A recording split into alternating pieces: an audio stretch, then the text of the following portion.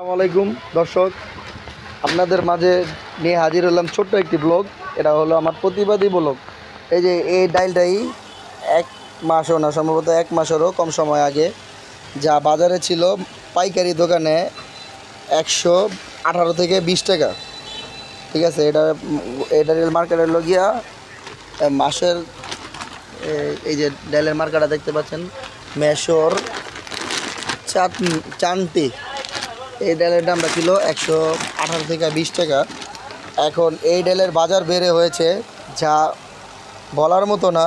এটা কিভাবে যে মেনে নিব মানার মতো না। এই ডালের দাম এখন বাজারের 155, 56, 58 টাকা অনেক অনেক দোকানে বিক্রি হয়, পাইকারি দোকানে। এখন এই ডাল আমরা কত করে বিক্রি করব চিন্তা করে পারতাছি না। এক মাসের ব্যবধানেরও কম সময়ে যদি বাজারে 1 কেজি ডালে 35 টাকা বাড়ে, সেটা কিভাবে মেনে নেওয়া সম্ভব জানি না।